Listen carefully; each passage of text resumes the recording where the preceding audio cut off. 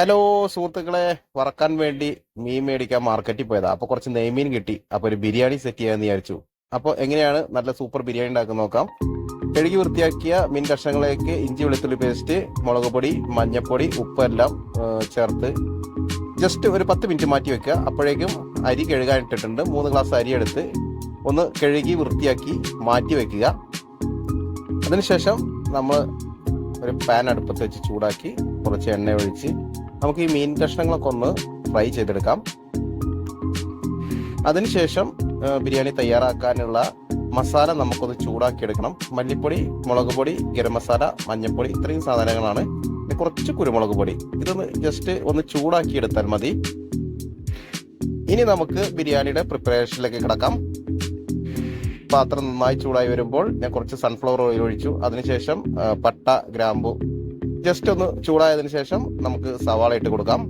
സവാള പകുതി വേവായാൽ മതി. അപ്പോഴേക്കും നമുക്ക് ഇഞ്ചി വെളുത്തുള്ളി പേസ്റ്റ് ചേർക്കുക. അതിനുശേഷം തക്കാളി, പിന്നെ നമുക്ക് ഈ ചൂടാക്കി വെച്ച മസാല ചേർത്ത് കൊടുക്കാം. അതിനുശേഷം 2 കറുവപ്പട്ട. ഒന്ന് ചൂടായി വരുമ്പോൾ നമുക്ക് മല്ലിയില ചേർത്ത് കൊടുക്കാം. അതൊന്ന് സെറ്റായി വരുമ്പോഴേക്കും നമുക്ക് കുറച്ച് തൈരാണ് ചേർത്ത് കൊടുക്കുന്നത് ലാസ്റ്റ് മൊമെന്റിൽ.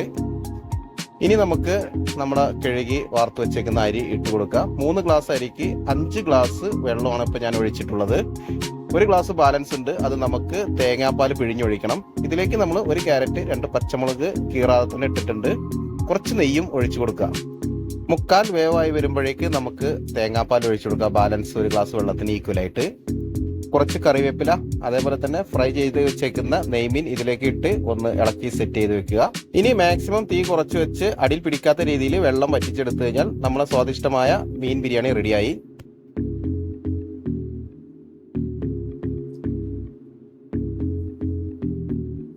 സൂപ്പർ, അടിപൊളി. എല്ലാവരും ട്രൈ ചെയ്തോ. ഓക്കെ.